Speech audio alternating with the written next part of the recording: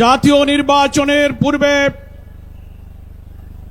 গণভোটের মধ্য দিয়ে জুলাই জাতীয় সনদের আইনি ভিত্তি প্রদান সহ 5 দফা গণদাবিতে আজকের ঐতিহাসিক পল্টন মোড়ে এই জনসমুদ্রের সম্মানিত সভাপতি, বাংলাদেশের মুসলিম উম্মার ঐক্যের অন্যতম রাহবার পীর সাহেব চরমনাই ইসলামী আন্দোলন বাংলাদেশের সম্মানিত আমির, আজকে মঞ্চ উপবিষ্ট এই জনসমুদ্রের সম্মানিত প্রধান অতিথি বাংলাদেশ জামাত ইসলামীর সম্মানিত আমির মজলুম জননেতা ডাক্তার শফিকুর রহমান, আজকের এই জনসমুদ্রের সম্মানিত বিশেষ অতিথি বাংলাদেশের বরেণ্য আলেমে দ্বীন, বাংলাদেশ খেলাফত মজলিসের সংগ্রামী আমির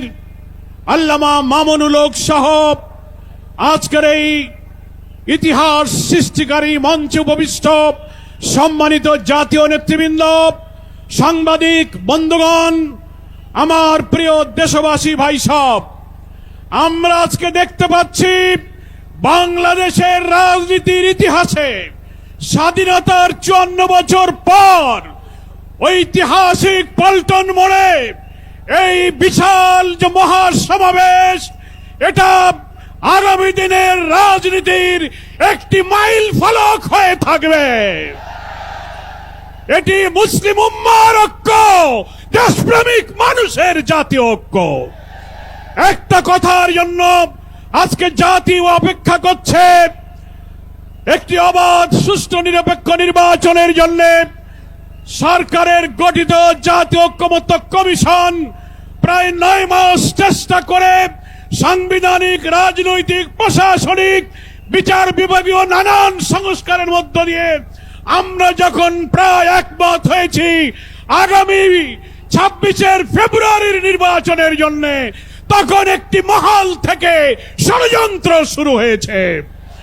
সেই ষড়যন্ত্রের সূত্র ধরেও আজকে দিল্লির ষড়যন্ত্রে আগামী 13 তারিখে শাটডাউনের নামে নতুন নাশকতার পরিকল্পনা করা হচ্ছে।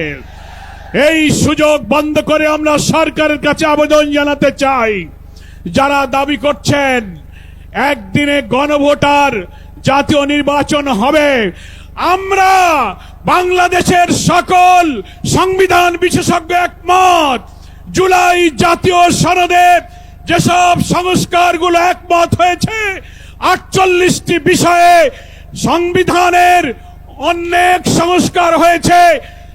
দলের প্রধান, সরকারের প্রধান এক থাকবে না, সাংবিধানিক পদগুলোতে পৃথক অ্যাপয়েন্টিং অথরিটি হবে, দ্বিকক্ষ বিশিষ্ট পার্লামেন্ট সহ যা যা সংশোধন হয়েছে গণভোটে, তা যদি আইনি ভিত্তি না হয় তাহলে কিসের ভিত্তিতে জাতীয় নির্বাচন হবে?